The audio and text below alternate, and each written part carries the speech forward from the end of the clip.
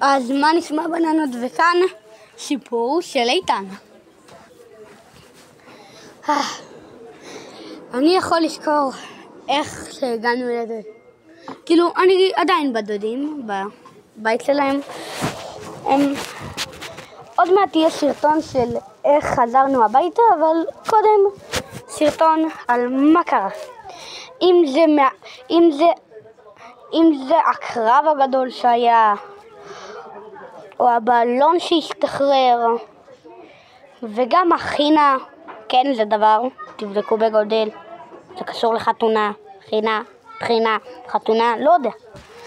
אוקיי, בואו נתחיל בקרב, כן.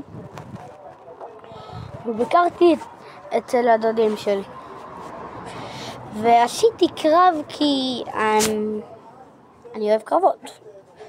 עשיתי קרב נגד הדודים שלי,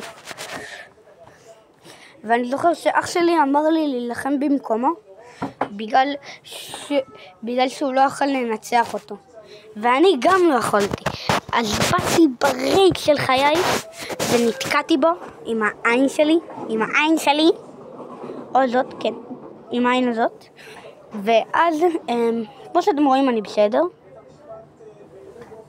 קצת שגול אבל בסדר. אני נתקעתי ושתינו הפסדנו בגלל זה. גם הוא הפסיד בגלל זה, בגלל שטוב, זה כאב לו בגלל שאח, וגם אני הפסדתי בגלל זה. אוקיי, בוא נמשיך לחינה. בחינה היה הרבה שולחנות, אבל לא את המספר 3 שבשולחנות. גם לא היה מפיתים במספר 3. היה מסיבה ואירועים וטחינה וחינה ופינה, טסים בפיתה. כן, כיף. וגם בסוף מצאתי מקום מוזר שבו היה שתי נחשים וכיסא מוזר. היה גם אור שמשנה צבעים. זה היה מקום טוב. אוקיי, בוא נמשיך. הלכתי לאזור הזה בגלל שהיה מלא אנשים שישנו שם, ואני שולט מכל הקטע של עישון, אז כן. אוקיי, ובוא נמשיך בסיפור לטוב היום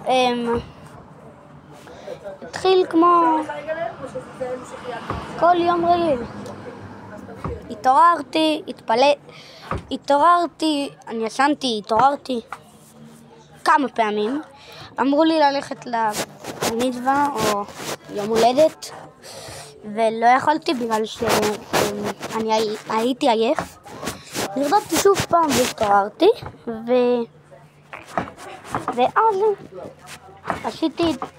ואז עשיתי כיף. אח שלי קרא לי בגלל שהיה חילזונים, הוא מצא חילזונים, ואז אחרי כמה זמן אמרו שהחילזונות מתו, אז עשינו להם טקס קבורה. אני רציני, שמתי להם מצבה, ואז גילו שהחילזונות חיים, אז הוצאנו אותם מהקבר. מצאנו דברים מוזרים, לבנה מוזרה שהייתה שם, אבנים, וגם יצור מוזר שהיה לו מאחורה, אתם יודעים, מאחורה, אני לא אפרט, היה לו 2 קוצים, והיה לו 3 רגליים בכל צד, מסומר 6 רגליים, והיה לו פה, וכן, הוא היה בכיור שבחוץ. מוזר. וכן,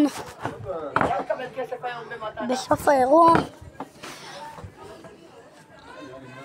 זה סרטון שמזכיר לי את כל מה שקרה. ולפני שאני אשכח, אח שלי שחרר את הבלון בטעות בשמיים, והוא התעופף, איזה כיף. אם מישהו מוצא בלון מוזר שנראה שיש לו 2 שכבות, 2 אבל תדעו שזה הבלון הזה. בינתיים סוף השרטון.